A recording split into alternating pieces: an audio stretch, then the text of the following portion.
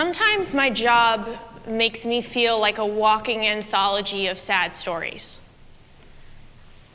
I run a charity working in 43 states and counting to help emergency food providers like food banks and food pantries get the extra food from places like grocery stores and retailers. That means I spend a lot of my time on the phone and on the ground with people struggling with hunger and the agencies trying to help them. I could spend all day on this stage telling you sad stories. I could tell you about an elderly woman here in Tenleytown in Washington, D.C., who kept taking all of the condiment packets off of the tables after a meal at a senior drop-in center. And I thought I knew why she was doing that, but I really wanted to be wrong. And so I went up to her and I asked her, "Why are you doing this?" And I've never been more sad to be right. She was taking all of these ketchup packets, even fishing them out of the trash, because she could water them down and turn them into ketchup soup on the days that she didn't have anything else to eat.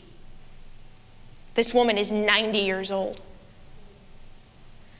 On the opposite end of life's spectrum, I can tell you about a baby boy in rural Kentucky, born to a mom 5 years younger than I am. She was 15 years old, and she couldn't breastfeed, and the baby couldn't tolerate regular formula. He would just get sick and spit it back up. For most moms and most babies, that's a function of spending $15 or $20 more on hypoallergenic formula.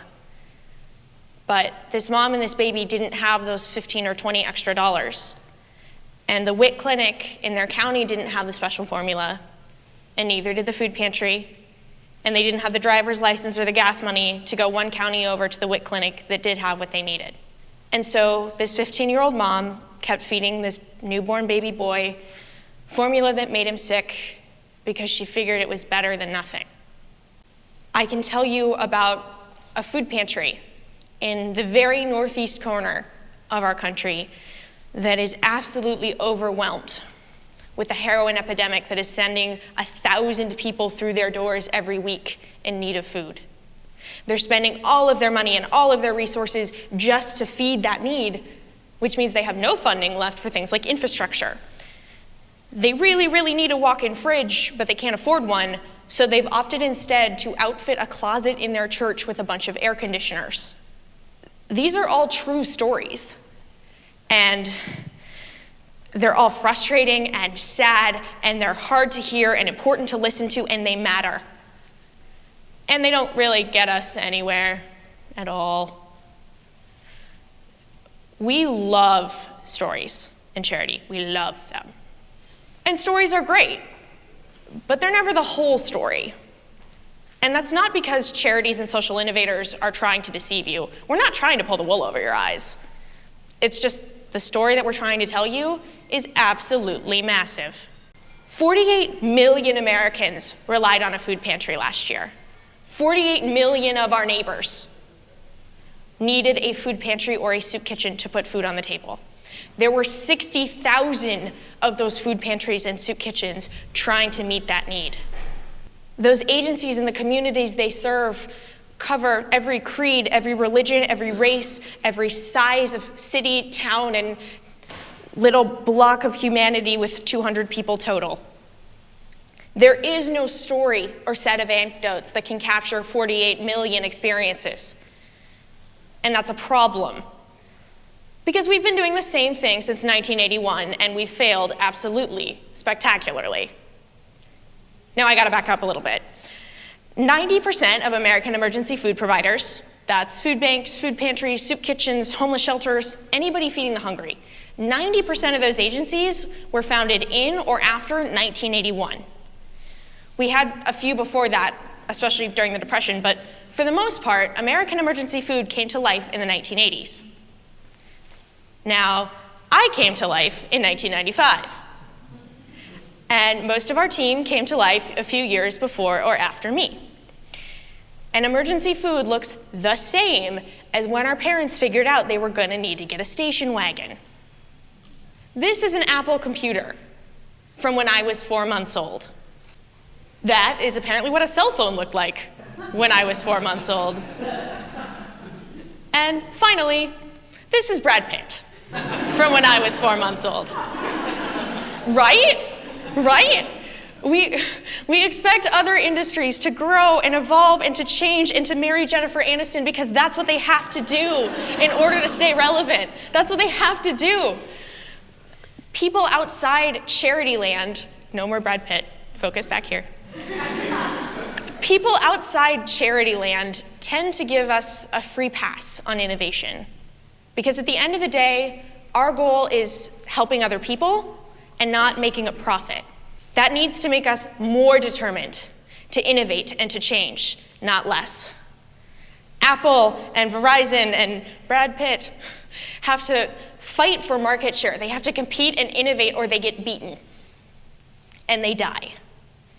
Meanwhile, we're up against a social plague that killed 3.1 million children last year.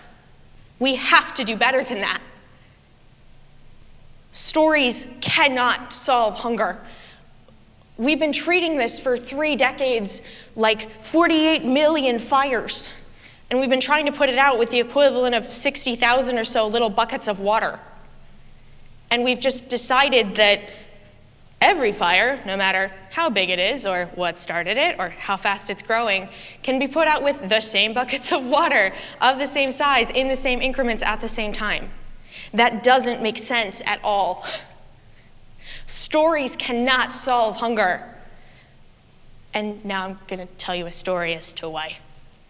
Our staff, our incredible staff, interns, and volunteers, have called more than 5,000 emergency food providers in 14 states in the last calendar year.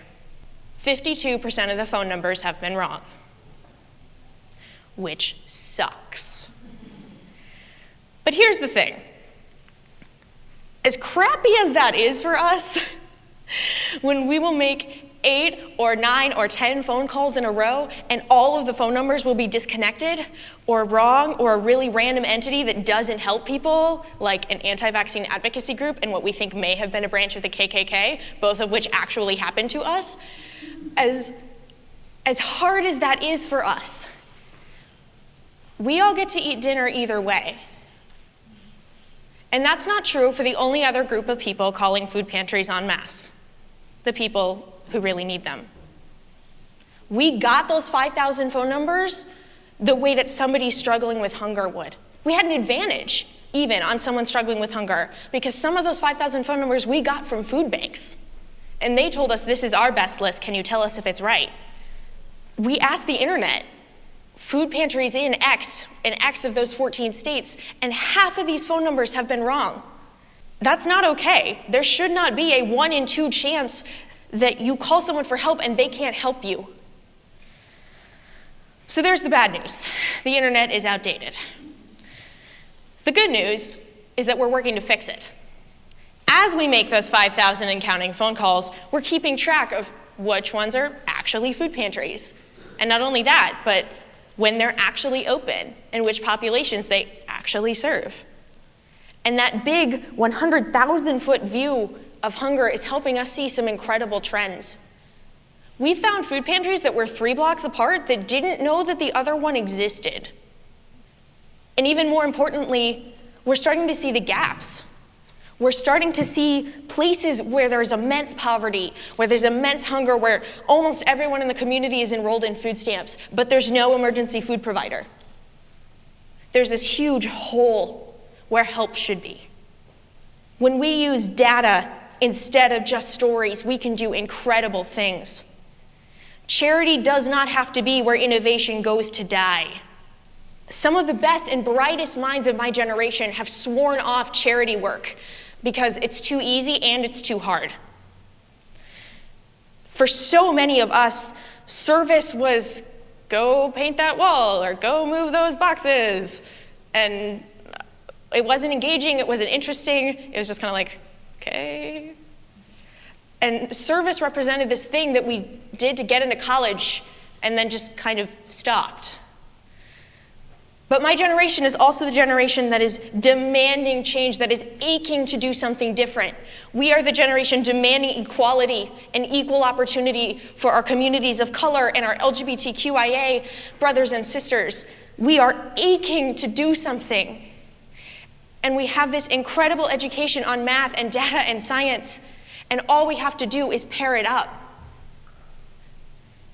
Stories alone cannot solve hunger. I have 48 million reasons to do my job. Sad stories about elderly women in my hometown and baby boys that I don't ever know what happened to in the end. Those stories are part of those 48 million reasons. Stories can't solve hunger, but math and millennials can. Thank you.